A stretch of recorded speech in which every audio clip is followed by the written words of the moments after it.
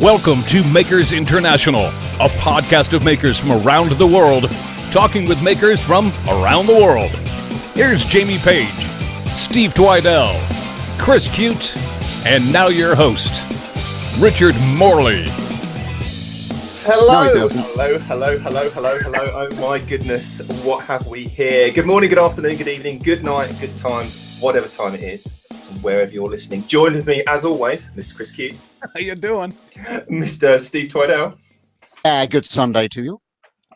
And Mr. Jamie Page. Good day before Monday to you. Right, well, about just about in the mornings of the kind of the day of the podcast, if you will, I introduced these three idiots and myself. I think this week all I'm going to do is also introduce a few people that are in the live chat, because I normally just do shout outs and thank yous and all that malarkey, but let's do it in a slightly different order. So in the live chat, if you come up on the screen, then that's because you're talking lots in the chat. We've got Maggie Billiard, Sparky415, Andy Pugh, Rubio Arts, Maggie Billiard, that's again Anna. We love Anna. Anna B's Workshop. Make Fail Repeat, and Cat's there as well. Hi, babes. So now that's completely thrown me. I've introduced you lot. This week's shout outs. That was it. So don't forget, you can listen out and rate us on iTunes and all that good stuff. We love it when you get in touch, and that is why we give a little shout out to the live viewers every week. Can I just stop you there a minute? They're only seeing me and Chris in the chat for some reason.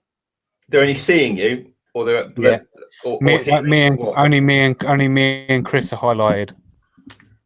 Is somebody clicked on one of us? If so, then unclick us. Not on my screen. Not on my screen. They're not. No, it's just all normal. No. Well, let's just quickly present Richard to everyone. All right. Maybe I'm present him. Okay, there you go. Really? You've totally thrown me now, Jamie. Totally thrown me. Well, we've got to get it right. Got to get it right for the YouTubes. Carry on, Richard. Nobody watches this on the YouTubes afterwards. So people just listen live. Oh. Anyway, so all those people that are in the live chat, don't forget, if you're listening after the fact on one of your fruit-based favourite MP3 type audio listening things, they're all over the internet. And please do get in touch, because it kind of makes us feel loved and a bit special. Anyway, don't forget, tonight's podcast is brought to you in part by Yorkshire Grit, the wood turns abrasive paste, our good friend Chad over at Man Crafting, and Pam from Highland Boxes, who is still giving away one of her awesome blanks. Chris, I believe you got your latest blank through the post. I did. She sent me 3 of them, and they're awesome. Right. And yours Spoiler alert! Just they're awesome, aren't they? Yes, Richard, they're awesome. There we go. You see, because we haven't got ours yet. We've got to wait. So don't spoil it for us, Chris. Okay. Oh, okay. I see. I didn't know. I was like, okay. Wow.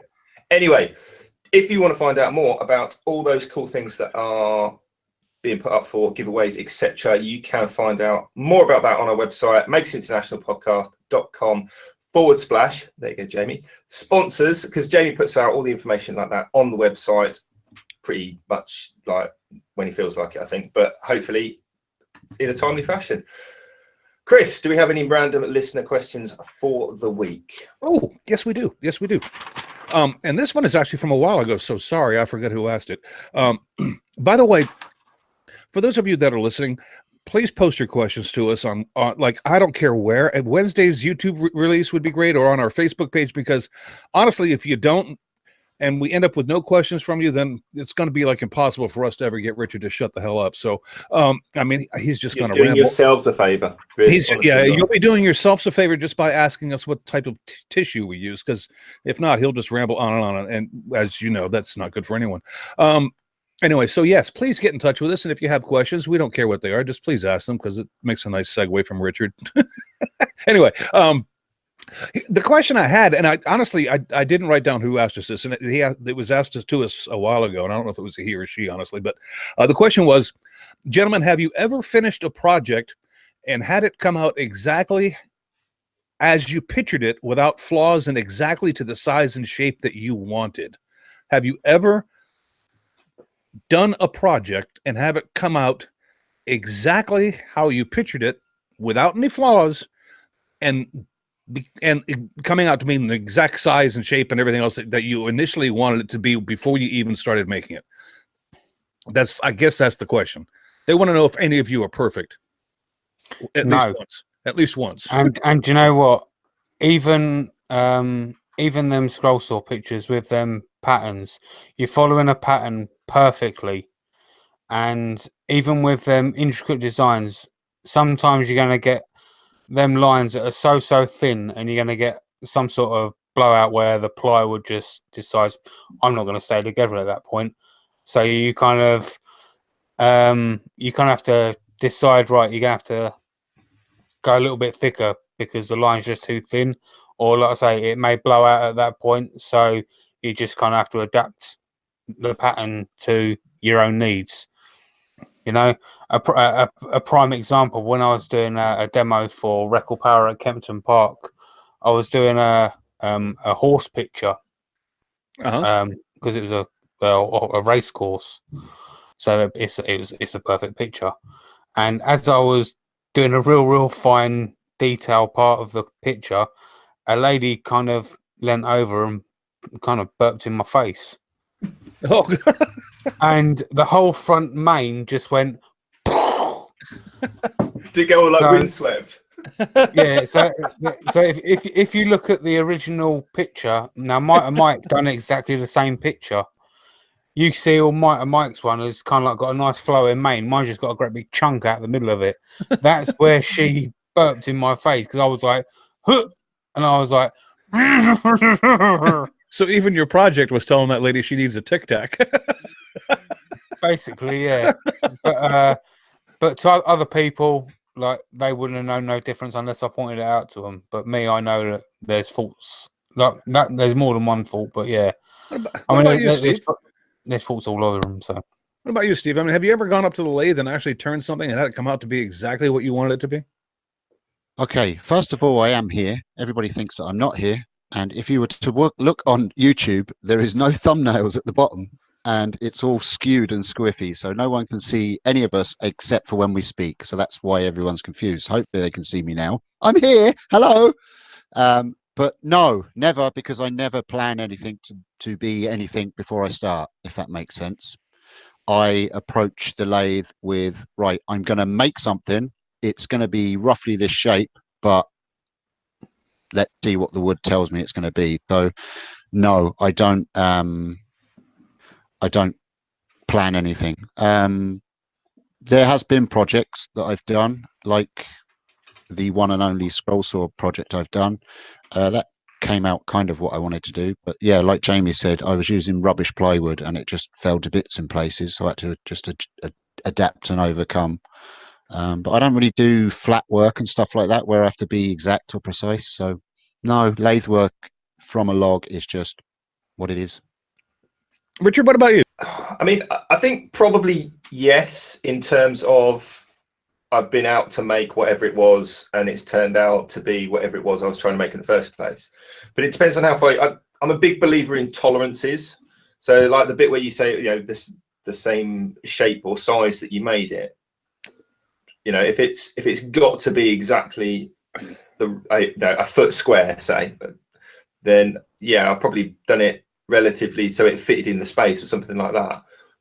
But it's how far do you take it? Because we all know we're all our own worst critics, and we'll all look at things and go, well, I'm not quite happy with that little bit or that little bit or that little bit. But I think on the whole, yeah, I mean, I think we've all made stuff that we wanted to make or we went out to make.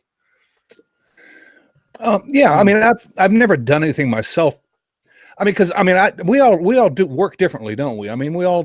I mean, Steve throws things on the lathe and turns them into whatever they want to be. Jamie works with his patterns. Richard, I normally start with an idea in my head, and I formulate a picture of what I want the end product to be, and I do what I can, the best I can, to get to what that picture was. And you know, very rare. I don't think I have ever actually recreated what I had pictured in my mind before. I mean, I don't think I've ever been able to do that. I've come close, and you'll find that as you get better in your hobby and what you're doing, or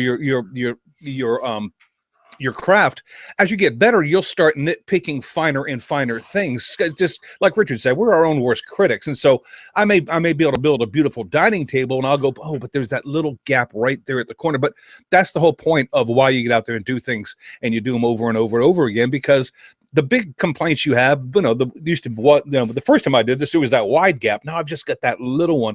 And that's just a matter of us trying to perfect our craft. I mean, so I don't think that I will ever do the perfect project that I have immediately come into my mind. I just don't think I'll ever get there, but I will strive to get there. And that's what the process of learning. So do you think you'll ever tackle a segmented chair again, Chris?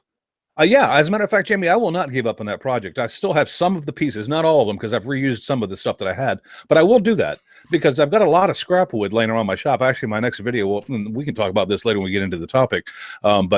Yeah, Jamie, I don't think that's something I'm going to give up on because I think it's doable.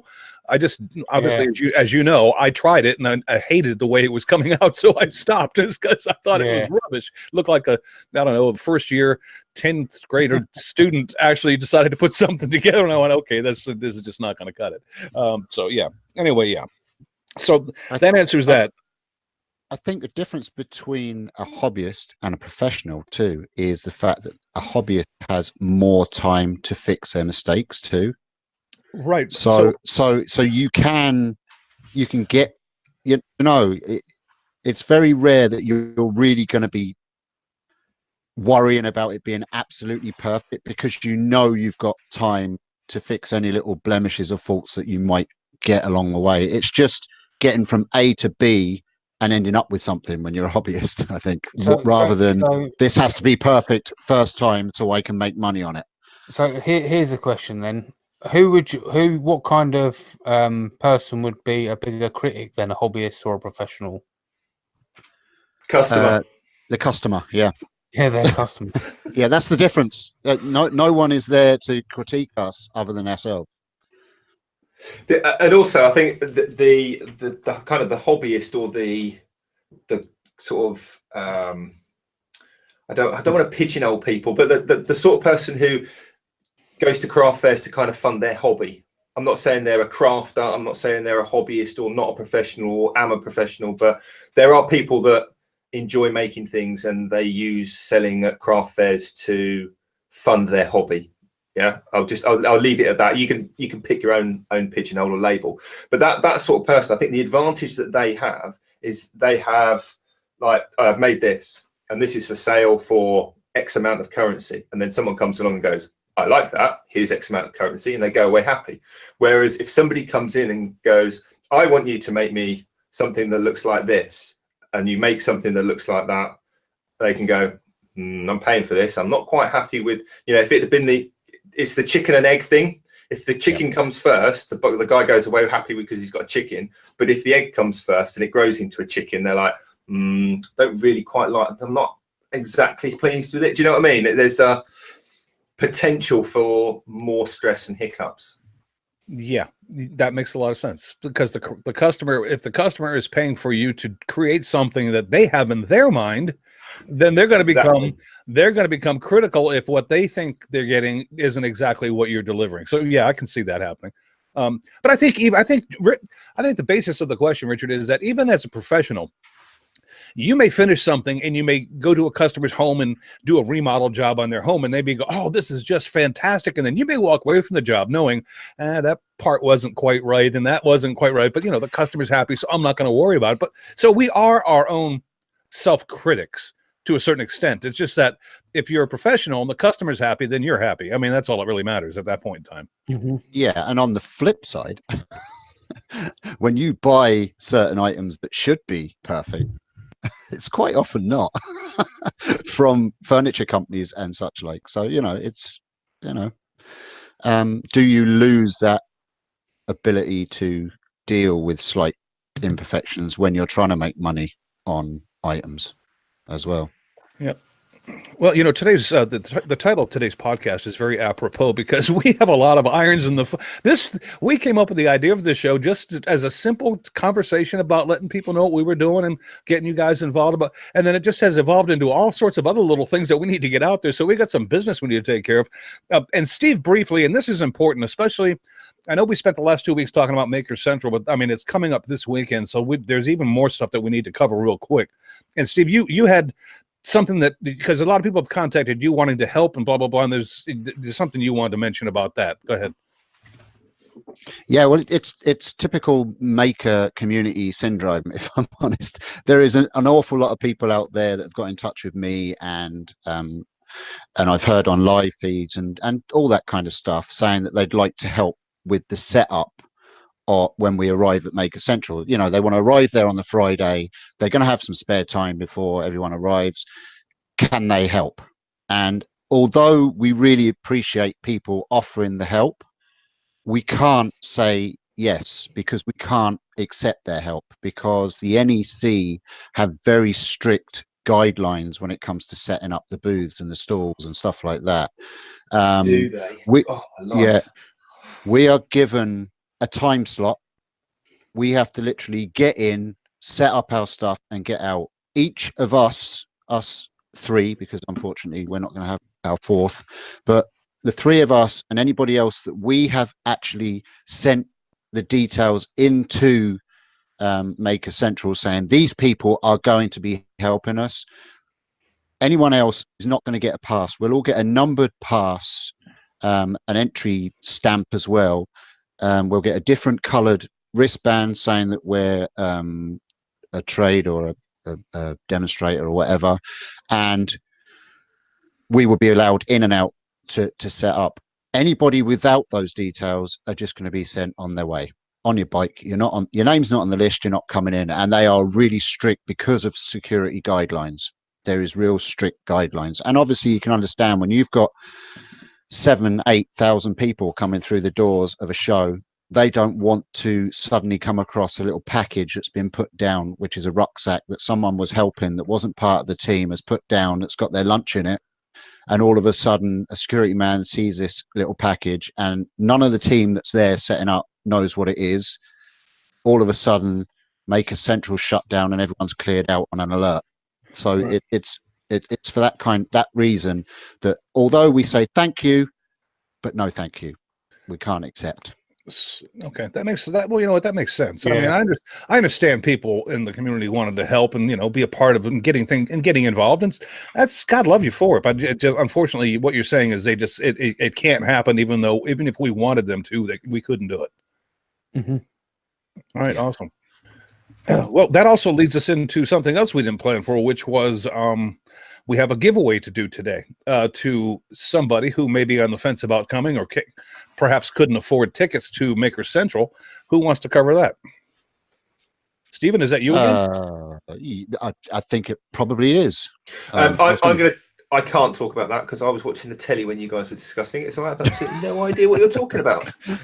Yes, we have had one of our viewers or followers, or whatever you want to call them, Gil, I can't remember his second name. Dale Kirkwood. Dale Kirkwood, sorry. Dale Kirkwood got in touch with us saying that he has 2 adult tickets for the Saturday of Maker Central available.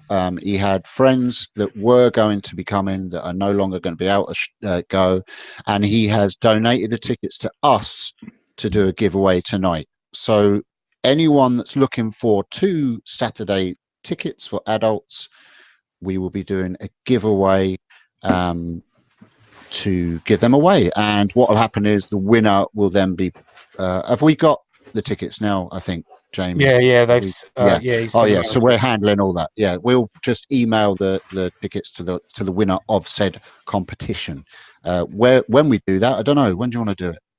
We'll do it now. I think we'll just do it like first come first serve, so the first person to email us gets them. Okay, yep, all right, we'll do that then. So everybody get a pen and paper, take down this email address. I'll give you 3 seconds. 1, 2, 3. While we're waiting for that, let me just say thank you very much to Dale for thinking of us to do this, and it's very generous of you, Dale, to do that and not try to go out and sell them. You know, so Dale Kirkwood, give Dale some love, all right, because he's the guy who's doing this. So thank you, Dale. I appreciate it. Yeah, thank you very much, Dale. Legend. We should set up one of those phone lines that cost like £5 to text, and you can text win to 1-800 Makers International Podcast. Calls may be recorded, cost £5, and entries close at midnight, but you may still be charged. I've T-shirts, we've got stickers, we've got coins, and now we've got text numbers. Yes, and you can also get 16,000 free woodworking plans. That kind of maybe negates the generosity Dale was offering, but Yeah, okay. yeah, but Wow. I already have an 0800 So number. If we you would now like know to get in who the touch. whores are that are involved in this podcast. Thank you, Richard. Anyway, so what is it people are So, holding their pencils for, or pencils or pens? so you need to take down this email address, maker, INTL, @hotmail.com. And the first person to email, I'd love them tickets, please, JP, wins the tickets. Go. And now go. JP's watching the email. First person to say, I'd love them tickets, please, JP. It They'll would win 'em. also help if Steve got the email address right. It was maker. Makers. Makers. Ah, see? I did that on purpose just so that people listened. Makers. INTL Makers. at hotmail.com. Why did I miss the SL? Oh, yeah. Makers, INTL @hotmail.com. There you Makers. There's an S in there, people. go. And I've got the emails open now as well. See, Steve, you could just blame that on your accent. You could have said, I said makers, but you just didn't understand it. No, I didn't say makers. I completely faffed it up. I'm an honest man. All right, so Jamie's going to let us know who won. Yeah. I guess when we have the entry. All right, well, bloody hell, look at that. We can actually And get to our... if we don't get any emails, we know no one wants them, and you're missing out. You're gonna get one, mate. We're half an hour into this thing, and we can actually talk Richard about... wants them. So Richard's disqualified. I'm doing a giveaway. If anyone... You gotta call this number.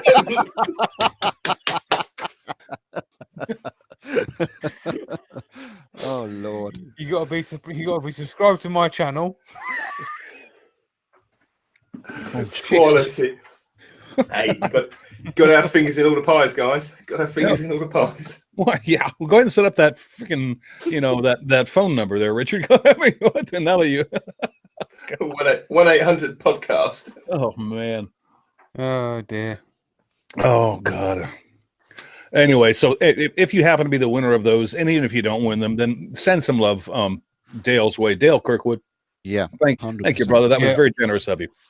Yeah, and that's just another reason why there's so many awesome people within this community. They're all people always constantly bending over backwards to help each other, swapping stuff, swapping stories, helping people out, giving away tickets, offering to help off their own back to set up a show that they haven't possibly been to yet. Just unbelievable.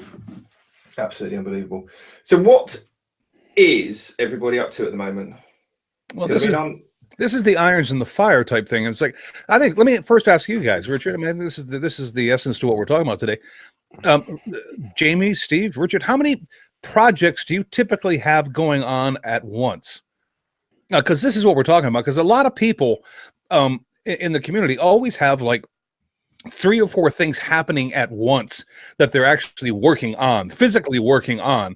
So, I mean, do you guys, are you guys like that, or do you kind of just work on one thing at a time? I tend to work on one thing at a time.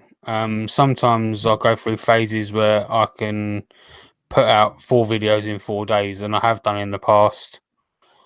But yeah, usually I do one thing at a time, mainly because of the size of my workshop space. I can't really have the space to do more than one at any given time. So yeah, that's kind of my reasoning. Well, look, Jamie, let me ask you something. Have you ever started something and then stopped halfway or maybe a quarter of the way in and just kind of set it to a side because you weren't interested in it? So, I mean, technically that would qualify as a project that you have on the go, but not really done. Yeah, I guess the Queen wore me out a few times. Well, you should. Prince Edward has. Never mind. I mean, something like that. That Queen portrait that you did. I mean, how was it? 80 hours you had in that? 60 hours? 30 hours. That took. 30, I mean, that probably felt like 30 years. It certainly would do for me. But even that amount of that's hours of work, but that's not from start to finish. That's spread over how many days? That was I think I took maybe 6 days altogether. Okay, so call that a week. That's a full week project. Yeah, You're and doing, so 30 hours was just cutting. So then I've got the prep work, which is the drawing of it onto the wood, the drilling, and then the sanding and finishing as well. Yeah, I mean, and that's kind of what I was getting at, because they're the kind of things that you forget about in terms of the time you spent on it. And I think because I always do, if I'm like pricing up a job for somebody, I always forget those little bits of time, because I've got to nip over and get that, and I've got to nip that, and they kind of blur into one another, so you forget about them. So actually, when you draw it all out, that's probably a week and a half's worth of work, and then you've got to throw in like life, adulting, work, family time, and all the, because everyone goes, oh, whilst you're out there, you got 5. Oh, can I just borrow? You got 5 minutes just to do that, and that drags things out, and there's constantly being pulled in various directions. Mm-hmm. Yeah, and if you folks out in the chat want to chime in on this as well, we're happy to read your responses to it. I mean, Alejandro out there says he does the same thing that I just mentioned all the time, where you start something and you're kind of not, maybe you get halfway or a quarter way done with it, and you're not liking where it's going, or you need something to figure out, and so you put it off to the side and start something else, and so you kind of have projects going like that. What about you, Steve? I mean, because Steve, most of your work you do is going to be lathe work. I mean, I don't know. You tell me. I mean, I can't imagine seeing Steve Twidell put something on the lathe, get halfway done with it, and then take it off and then start something new. I mean, you normally start and finish every project that you begin, do you not? No. Well, it depends on the project. At the moment, I've got a really, really annoying, stupid scroll saw freaking project on the go that I hate. It's really boring. I don't want to do it, but whatever. I will get it done just to go to Jamie Page. But still, believe me, that's not going to happen. I've been working on mine for about 2 weeks now. Yeah, and I'm loving it. I've done about 3 hours on mine, so, but whatever. Yeah, so I'm working on that at the moment. I know I'm going to get my ass kicked on the scroll saw. I never said I was good. I wasn't, but we'll see about the lathe. Right. So I've seen what he's working on for the lathe, Steve. So I wouldn't be too confident if I were you, mate. Oh, hold on a second. Have the rules been changed? No, they haven't been changed. No, they have not. Okay. I'm here to defend you, Mr. Twidell. I believe we said that the lathe side of it is going to be done at Maker Central. Yeah, but nobody mentioned anything about prepping the blanks. Excuse me? Well, I beg to differ. There is are you bringing a tree then, are you? I will bring a tree if I have to. And I will turn that tree into a freaking tree. Well, that's assuming you're turning wood then. At least, because, there's nobody specified a material, did they, Chris? Well, honestly, I believe 2 weeks ago I said that some rules have to be laid out before anything is made. And I said that Richard and I needed to get together and figure out what those rules were, and I have some in mind, but Richard and I haven't found the time to get together yet. So, as of this moment, I think Richard's correct, Steve. I think Richard actually has it right. Just to let you know, Maker Central is this weekend. I will be turning wood, just other stuff as well. Okay, all right. Well, it looks like I've got some playing to do then, doesn't it? Considering the rules have been now changed and the goalposts are now 15 feet wider. Well, let's be honest. I mean, a certain portion of this contest has to do with Steve and Jamie, but a large portion of this contest has to do with where people's passion lies behind which tool, who favors the lathe and who favors the scroll saw. I mean, because that's pretty much what this thing is all about. I mean, I still got this. And who favors Jamie and who likes Steve? Well, no one likes me, so Jamie's won that. And well, trust me, I've seen Jamie's work on social media. Yeah, to upgrade Team Scroll Saw, and he's played that part very well. Which just I never expected Jamie to play fair, so it doesn't matter. Anyway, how did we get to this point? We were talking about things that. But anyway, project. I spent all day today on Maker coins, which I've now got buttoned up. They're done. I have my Maker coins made. Can we see them? Yeah. The podcast. I'm sorry, the podcast people listening now. Tough. You can't see them. I'll go to Maker Central and you can see them because you'll get one.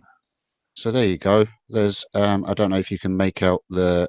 Oh, that's nice. It's a mirror embedded in wood, and you've got your logo kind of etched onto the mirror. Yeah, so it's I've kind of gone the gambling chip direction. Nice. So it looks like a gambling chip.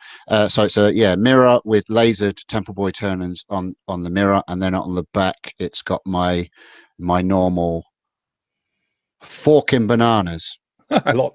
Awesome. etched in the back. So that's they're them. They're available to anyone else that comes up to me with a maker coin. Well, Richard, you do this. You do a lot of your work professionally, so I'm going to assume that you probably only work well. Richard, just take it and go with it, okay? But okay, so you were about to say you expect me to do like one at a time. Yes, you? I am. That's what I'm. Yeah. If only, mate. If only. Really? Okay. I end up doing so many different things for so many different people concurrently. It put hairs on your chest, honestly. I've got one client I'm working on at the moment, and they're a fantastic client. They're a good long-term client. They've always got plenty of things going on, but it's kind of got to the point where I have to reel myself in, because if anyone out there listening, you go to a client to do a particular job, either in the workshop to then take over and maybe install, or you actually to do on site, and there's always while you're here. And then between like day one and day two, because everyone, whenever the tradesman round, tradesman clears off and goes home for the night, first thing everyone does is a little look at what he's been up to, sort of thing, before the job's done. And I appreciate that, and I get that, and I do it as well. So what you find is, like, couples will have a conversation at the end of the day. So when you go back the next day, it will start off with, we were having this conversation last night, and we were just wondering. And then you're like, and you end up with like other things coming in as well. So sometimes you might be doing one job, and then halfway through that one job, they would like something else to happen, and it makes sense to do it either in the middle of the job you're doing or right at the end of, which then potentially extends the amount of time that you've put in for them to do the job. Does that make sense? Yeah. You go, right, I'm going to do job A, and it's going to take 3 days, and then halfway through the 3 days, they get job B thrown in, which is going to then add 2 days on. And sometimes it's easier to basically say, right, I'll be here all week now and have to jiggle other things around, and then fit it in halfway through the first job and juggle it around that way. And then because this is the other thing, because I teach as well, I'm sometimes in like the Wellingborough, Northamptonshire area, and sometimes I'm in the Cambridge area, and I teach at both ends of that spectrum, and I work at both ends of that spectrum, and I have suppliers at both ends of that road. So I might be in Wellingborough, and I need something from Cambridge for a job either in Cambridge or in Wellingborough, but it makes sense to get it on that day when I'm going back anyway, rather than make a special trip. So the way I have to plan my life, I would pretty much have to plan my life logistically, is almost with military precision, right? right. So, okay, I'm in Wellingborough today, so I need such and such, and I can get it from Wellingborough, or I can get it from Cambridge, but I'm going back to Cambridge anyway, and I can get it from that supplier at a slightly better price. So I'll do that whilst I'm there for that job, teaching on that day, which means I'll fit that job in on the day after or the day after that, and that's in 2 weeks' time. So then you have to plan something else in. So you end up with like 10 or 14 days flat, back to back, constantly working, and then I might have like 3 or 4 days off. And then you might have another week back to back, and then 2 days off, or you might have 2 days back to back, and then a week off. And it's just, then something else comes in and everything's constantly being juggled over, because I might get 40 miles down the road because I'm teaching the next day, but I'm there a bit earlier to pick up a load of supplies, and I haven't got what I want. And I plan things out with such precision, and then suddenly you have to basically turn on a sixpence and disappear off in another direction to try and salvage a wasted trip to do something else. It's just things constantly being juggled around. You're basically talking about, you've got a lot of coordination that you have to do in order to get things done the way you want to get them done. So in the most efficient way, yeah. Because the last thing you want to do is go, all right, 40 miles down the road, that's an hour there, an hour back, plus an hour being there. That's 3 hours out of a day and 80 miles traveling to get something that's to do that. So consequently, as a result of that, sometimes it's easier to actually be working on 3 or 4 different things at once. Gotcha. To get that thing, and then you say to somebody, "Oh, well, actually, it's going to take 4 weeks." Not that it's going to take me 4 weeks to do it, but I've got to work on this, I've got to work on that, I've got to go over there to get this, to get that, and jiggle around, and then I'll probably have a little bit of kind of wiggle room in the middle, so that because nobody wants to say, "Oh, I'll deliver it in 10 days' time," and then have to ring them after 9 days and go, "It's going to be another week." You want to do it the other way around. So constantly just changing things up and jiggling them around. And I know there's people in the chat that I've noticed as well, pretty much saying that they're constantly jiggling things around. And I can't remember who it was now. Somebody said it took them 1.5 years to build a cabinet for themselves. I totally get that. It's the cobbler in his shoes, isn't it? Well, I understand that, because I mean, in all fairness, I honestly don't normally have several things going on at the go, but there have been times where I've had 3 or 4. But for me, it has always been the circumstance to where I will have an idea and I'll start a project and I'll get into it, and will either be not sure where I want to go from where I'm currently at, or I currently don't like the way it's heading. And so what I'll do is I'll take that project and stick it to the side, and then just to think about it, and then I'll start something else, and I'll either complete that project, or maybe halfway through that project the same thing will happen, and then I'll go back to the first project and go, no, I still don't have a clue. So I'll put 2 off to the side, then I'll start a third. And then by the time I'm done with the third, I might have an idea on the first or the second. So yes, I mean, there are times when I do have 2 or 3 things going on at once, but it's not because I'm trying to multitask. It's because I'm kind of forcing myself to multitask. It's because I'm stuck over here, so I'm moving on over here instead of wasting time and doing something that I really don't want to do over here. It's more of a mental thing than it is an actual physical. Yeah, I'm in the middle of building a chair and a desk and a cabinet, and I've got all 3 of them on the go. I know exactly what I'm doing. That's not the case with me at all. I mean, when I put something to the side, it's because I'm either stuck or not sure where I want to proceed. And it has happened where I've got 3 or 4 things going at once. I genuinely think, and I think maybe Steve and Jamie will sort of be able to relate to this. I think it's good, and I think it's actually healthy to be working on a few things at once, rather than just do one project start to finish, next project start to finish. I think creatively it is good for the soul to be like thinking about different things. I mean, we've all probably seen the meme posts on Facebook, like,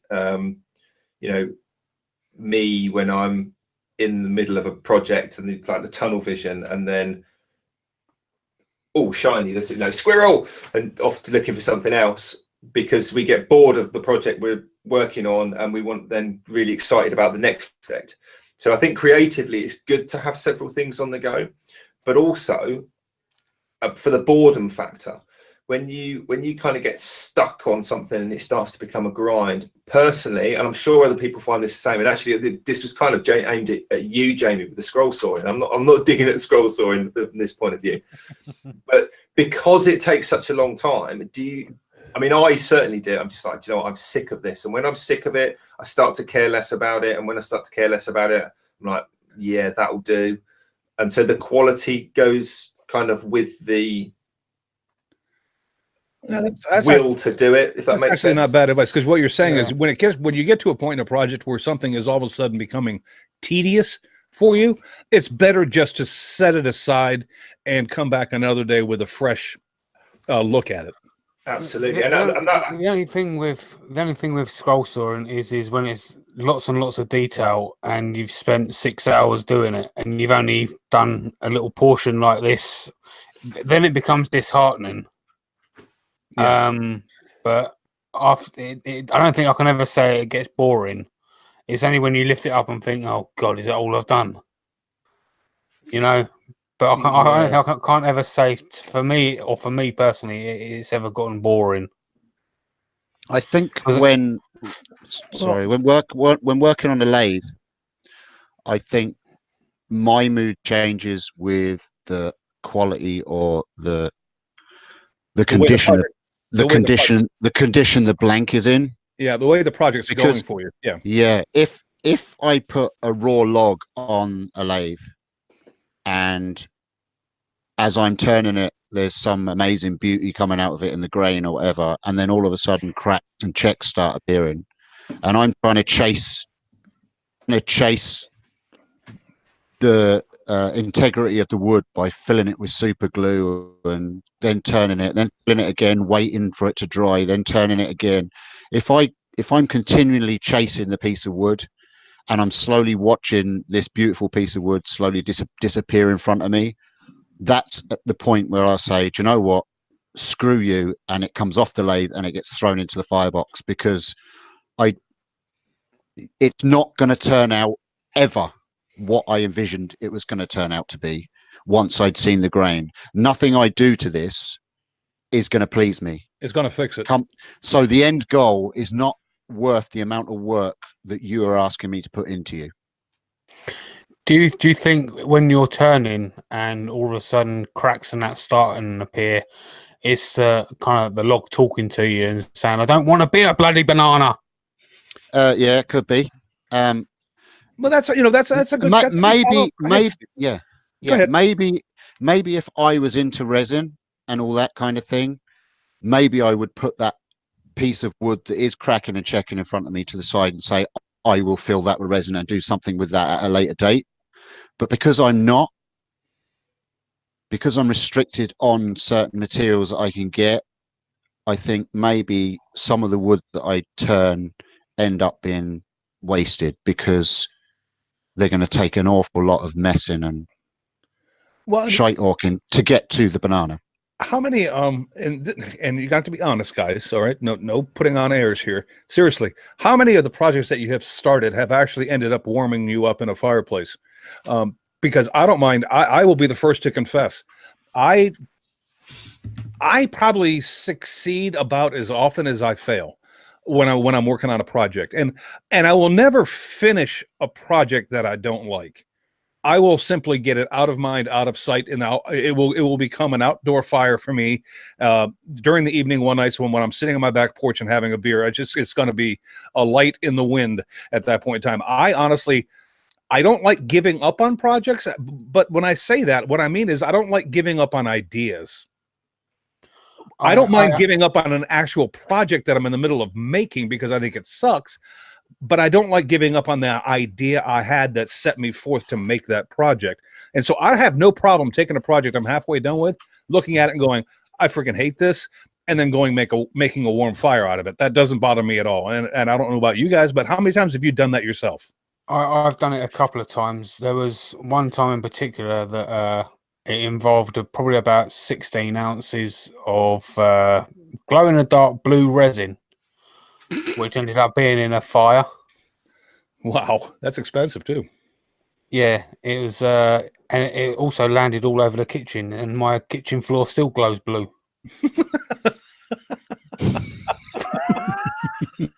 Why I decided to cast wood in resin in the kitchen. Just as a reminder. You don't have much bleep. You screwed up, Jamie. Yeah. I got it all wrapped up properly, and it was just, I know, it's just all of a sudden there was no leaking, and all of a sudden, like, it weren't filling up, and I'm thinking, where the hell it's not leaking, but this mold isn't filling up. So I was like, right, mixed up a load another batch, fill up, and all of a sudden, like, the gaffer tape and started expanding. I was like, oh. So I just got a load of gaffer tape, wrapped it round, and as I'd done it, it just went, boom! And I was like, oh no. So I was like getting tea towels and newspaper and all sorts. I just picked up the wood and just like straight to the burning barrel. What about you, Richard? I mean, have you ever how often do you end up just binning whatever you're in that process of making? And I'm sure you probably don't do it as often as you used to, but I mean, is it something that you have ever done, or are you one of those determined people that regardless, I'm going to make this friggin' happen because you're one of those determined people? I mean, how do you work like that? I'm trying to answer that without sounding like a complete idiot. That's impossible. So just answer it. Yeah, I mean, I've made projects that just didn't work and just got binned, or part projects that got binned, or things that I started and went, I'll do that. I'm getting a bit bored of it now, and I'll go back to it later. And then later's like 6-7 months, and I'm tidying up, and I look at it and go, I haven't done anything with this for 7 months.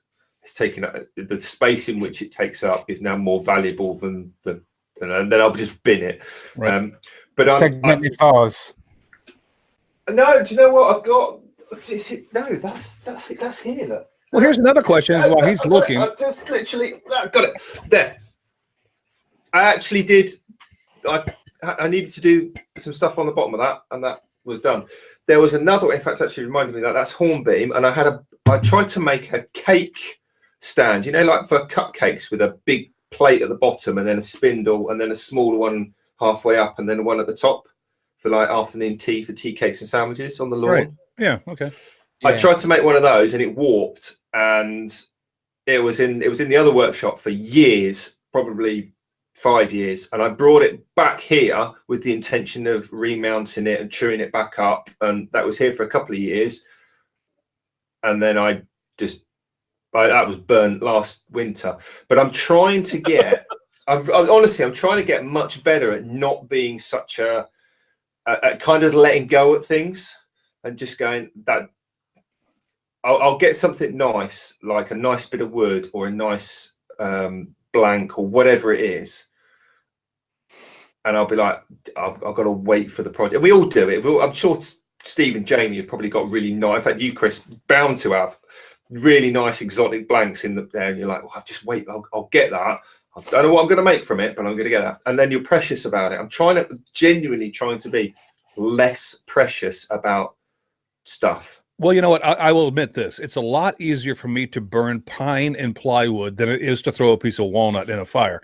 I will hang on to wood that is actually valuable because I know that somewhere down the line I can actually repurpose that wood. Even though this project wasn't working out, the little bits that I have that I put together, I can always cut up and turn it into something else. And so, yeah, Richard, but I deal a lot with, because I'm, the way I construct my channel and do things, I'm working a lot with pine and plywood just because that is pretty much what everybody can get, and that's what most beginners start with. So that's what I work with to show people how to do things. But if I have a piece of like curly maple or walnut or whatever you may want to say as far as wood goes, I will not throw that into a fire. Trust me, because worst case scenario, I'll turn that into pen blanks. It's like I can always do something with that wood if it's quality wood. But here's my question. I got a second follow-up to that is, have you... Whoa. Go ahead. Because I got berated for this last week. This is definitely a second question, yeah? This isn't like the same question, but a part 2 of it. Definitely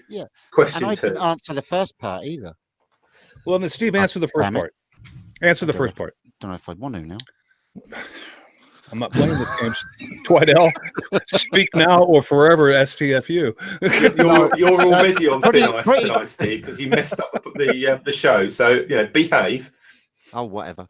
So I would if something drastically goes wrong on a lathe, it normally drastically goes wrong, and it's beyond repair, like a proper explosion. So that would go in the fire. If something where I just make the wrong cut or it just doesn't end up how I want it to be, then I would try my very best to repurpose that blank by cutting it up into maybe pen blanks or into something that I can use again, and then the scraps of that piece will be then burnt. But I hate burning any wood because I get very little wood. No, I hear you. And that makes it's really hard. Well, okay. Anybody else, Jamie, you could say that to, but a man with 7 kids, no, can't do it. No, Steve would not want to burn pine. But my follow-up to that was, gentlemen, have you ever in the past burned or binned a project because you just said, okay, that's crap, and I want that out of my life, and then perhaps months later, all of a sudden it occurred to you how that could have been fixed, and you just kind of go, Oh my God. I could have fixed that, but you didn't have the idea at the time. But for some reason, because when you do that, I don't know, it sticks in the back of your mind. And then one day you're just out there, I don't know, sharpening a chisel or doing something just monotonous. And all of a sudden this idea comes upon you and going, oh, for crying out loud, I could have fixed that. But whatever, I threw it away or I burned it. I mean, that has got to have happened to at least one of you guys, because it happened to me more than once.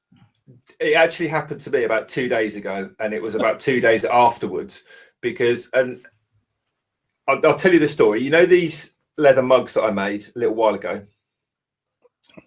When I did the base, I did that by soaking the leather and then putting it in a mold. So like a hole and then a cookie, and then push it down so it made it into a cup shape. And I cut the thing out and I made it all up, and I made 2 bases for 2 mugs. I made 2 mugs, and then I cut the blanks for a 3rd mug, and then never got around to it. And the plywood mold thing that I made for making this circle, I chucked in the scrap bin. And I'm sure anyone that like burns their own timber from their own scrap bin, you probably get this. Like every time you put it on the fire, you're like, yeah, I can identify every little scrap, regardless that you know exactly, like, oh, that was from such and such a staircase, or that was from such and such as this or that or whatever. I do that all the time, and I'm rummaging around, and I found this piece of leather that I cut for the side. So because I cut the side of this mug, I need the circle to be the right size, which was the right from this thing that I've made to make the base. And I'm like, I don't remember burning that, but I remember throwing it in the scrap bin. And I'm not joking. I literally, my scrap bin is this big, about 30 or 40 litre plastic screw top tub. And I tipped the thing out completely all over the floor, sawdust and everything, and refilled it. And I can't find the bit of wood, because I looked at it and went, oh, I'm never going to make that thing now. I'll just cut another one. And then it's gone, burnt it. It happens. Yeah, I'll let you into a secret. I don't know whether many people know, but I tend to attack things with hammers when I get quite upset with things. But I was asked to make a pair of goblets that were identical, and the way I was doing it was I was turning the outside shape of both. I had 2 chucks, so I had the 2 goblets on 2 separate chucks. I put one on, chucked it up, turned it to the outside shape that I wanted, took it off, put the other one on, and so that I could compare one with the other and get it the best I could, rather than moving on, hollow in, and yada yada. So I could always adjust both of them as I'm going along. So I put the second one on, turned the outside, and really messed up on a cut that I just couldn't. You can't add wood to a piece, right? There's no coming back. So I looked at the other one and thought, I just can't do it. It's not going to look right. So I got angry, put the 2 down, went out of my shop, quite upset, came in, was still angry, grabbed the one I'd messed up, put it on the floor, and smashed the living crap out of it with a hammer, put it up the side. And as I dumped it on the side, I realized I just smashed the wrong one. So I had to start the whole thing again. And that, ladies and gentlemen, is lesson 1 as to know when to turn the lights off, lock the door, and come back tomorrow. Yeah. Yeah. But I did feel better for getting that aggression out and not going in and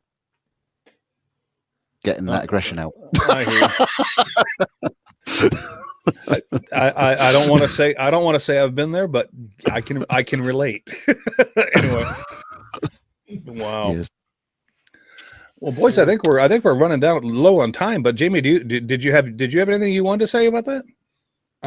No, but I've got a Jamie's page. Right.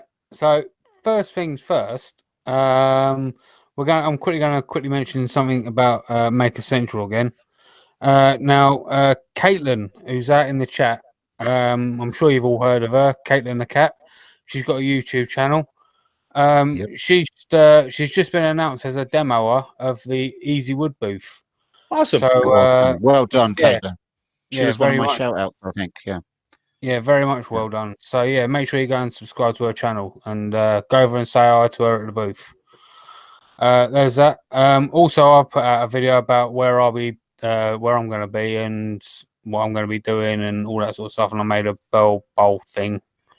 So, and I've told her, mentioned a few other people in the video about where they're going to be, and as well in my video as well.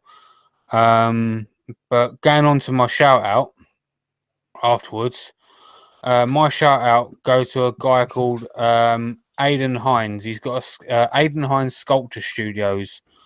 He's from Basildon in Essex. Now, some of you people may know him if you're a fan of Pink Floyd. He made a few things for them, mainly for the album that they done called Division Bell, and more specifically the song High Hopes. Now, if you're familiar with Pink Floyd, you will know of the two iconic head sculptures on the front cover of the album. Well, he was basically the one that made them two giant head sculptures, and he also done in the actual music video to High Hopes. I think there was a few people walking along with a massive head of Sid Barrett that they were carrying. Well, he also made that as well. Now he's done a lot of other castings, like life-size castings, like Stonehenge, for example. But most of the stuff he does is for TV and films. So yeah, he's got a great YouTube channel with all of his castings and things like that on there. So yeah, it's Aidan Hines Sculpture Studios. Awesome. And Jimmy, while we have you, do we have a winner for the tickets? Not at the moment. I've checked the inbox and I've checked the junk mail, but not at the moment. I'll keep checking it sporadically. All right. Well, if somebody wants a pair of tickets to Saturday's Makers Central, email us at makersintl@hotmail.com, because the first one that gets in there is going to have a pair of free tickets to Saturday's show. Now, if you've already bought your tickets, obviously that's not going to help you out. But if you haven't bought your tickets yet, then hey, that's a free Saturday anyway. So go grab them, because we're not giving them. We're not giving them to Richard. Oh, sorry. I also forgot. I did actually have another shout out. I completely forgot about this, Chris. I'll have to send you the link to this. This other shout out is it's only a quick short video from Caroline Hines. She did a two-toe sloth costume, like a moving test, of the sloth that she made, and she's basically in a sloth costume, dancing her rear end off, and it's quite a funny video. So yeah, awesome. It's her first video, so yeah, go and subscribe to Caroline as well. I actually am subbed to Caroline, so I can go find that, Jamie. So don't worry about it. Awesome. I just subbed as well. Well done, Caroline. Well done. And she's awesome, by the way. In case you guys are not familiar with Caroline Hines, go check her. Absolutely, I support that. Shout out 110%, Mr. Page. Anybody else? Steve, Richard, got anything? I've got a shout out. Go. And I've already sent you the link because, you know, after all, I am actually, no, I'm not the organised one, am I? But this week I'm going to pretend to be vaguely organised. This week's shout out from me is Jake Thompson from Northside Customs. We all love Jake. He's awesome. He's come to Maker Central, and he's just recently put out just a quick shop update video. So I'm not necessarily shouting out that particular video because I know some people don't necessarily like watching shop update videos in preference to make videos. But it's Jake, and what's not to love? He's coming to Maker Central, and I believe, Jamie, he's on the Easy Wood Tools. He's on the resin. He's the resin. Yeah, he's on the Easy Wood Tools booth as well. Yeah. So he's demoing with Easy Wood Tools, and he's also on. He's doing a talk with Pam, Zach, et al. On one of the stages as well. So, and he's a top bloke, and I can't wait to meet him in person and give him a great big hug. So, Jake's my shout out. It's going to be funny seeing you two stand next to each other. Yeah, is he not tall, or is he tall, or is he? No, I think he's like 5'6". But Jake is honestly good people, so you know, be nice, as opposed to how you treated me last year. As opposed to how you treated me last year, Steve. Yeah, I got shout out. Give it to me, brother. I'll give you the shout out too. Prickly. Prickly sauce is my shout out. Nobody likes you, Steve. I've asked. Go ahead. Yes, Prickly Sauce. He put out a video this week. Now, I'm not a space guy, as well you know, Chris. But I love this video not only for the end product, but also for the videography that he put into it. He put a lot of work into effects and stuff, spacey effects, and it just kind of kept me engaged the whole way through. It's not a super long video, but it is a cool video. He makes a bag inspired by Adam Savage, and I think it's a challenge actually that Adam Savage put on, and he go watch it anyway. The link will be in the notes. Yeah, that was actually an awesome challenge. I'm familiar with that. That was that happened actually a little while ago, but that's cool that he did it, because that's actually it's not my thing, but that's actually a cool bag to make. Awesome. That's his Make Essential rucksack, isn't it, this year? Because I think so. Yeah. Did you see the one he had last year? Yeah, it was the spiky one, was it? With the TV screen in it. Oh, that's right. Yeah. I thought that was very very cool maker. All right. Well, my shout out this week goes to the Maker Monster. I don't know about you guys. If you're not subbed to the Maker Monster, you need to sub to the Maker Monster, because not only is it funny, but the dude is very talented. Anyway, he put out a video, and like you mentioned, Steve, his video is not very long either. So just go check it out and meet the newest member of the Monster team. And he does a quick project that is just, I don't know, it's ridiculously awesome. Anyway, if you have a sense of humor, now look, if you don't and you're a critic and you like to get on videos and criticize people, don't go watch the video. But if you have a sense of humor, go check out the Maker Monster, because you're gonna friggin' love this guy. Check him out. The Maker Monster is my shout out for this week, because I love that dude. I don't think I'm actually subscribed to him. You need to go subscribe to the Maker Monster, Steve, because I mean, you of all people would absolutely love what he does. The chat just reminded me of something as well. Caroline Hines has also got a spacesuit challenge going on at the moment. I'm not sure of the full details, but I'll find them out and I'll make sure they're in the show notes for the release on Wednesday. Awesome. Okay. Yeah, just send them to me, Jamie. I'll make sure they're in there. Yeah, we'll do. Cool. Let's all go to space with Caroline. There you go. That's given me something to make a central now on the lathe. I can turn a spacesuit. You got to wear it, Steve. Yeah. You're going to look like Lady Gaga covered in meat, but out of wood. Oh la, oh la la, oh la, la. Lady Gaga got me. Lady Gaga got me in trouble earlier this week, so let's just move on. Chris is like slowly backing away from the camera. And no, I won't elaborate. So, Richard, wrap this thing up, man. Awesome. So, if you are still listening to us, then thank you very much. I'm not quite sure why that would be, but actually, I think this week might be like an all-time record for us, because I looked at the number. It said 49 concurrent viewers on the live show, which I haven't seen a bigger number than that, but that's fantastic. So thanks to the 49. That's just if Richard people can't count to 50. No, I've got 51 here. Whatever, Richard. I'm sorry. Go ahead. That's probably because they heard you might not be here, Richard. It'd be a triple thing if that was the case. Look, you bunch of wind-up merchants. It says 49. Richard has a brain freeze at 50, so 49 is as high as he goes. Anyway, Richard, go wrap it up. I'm sorry. Between 4 and 9 is where my brain freezes. But yeah, so big thanks to all those people that are still listening. The question is why. But if you're not still listening to us, we'll say what we like about you, and we might even do that in the We're Not part of Patreon, but you can listen to us probably for a little bit longer, maybe, because we like that. And we do like a not really an after party show that's after the party, which is sort of a show. But until next week, when we're talking about something else, probably Making Central, definitely at Making Central, and we will see you next week.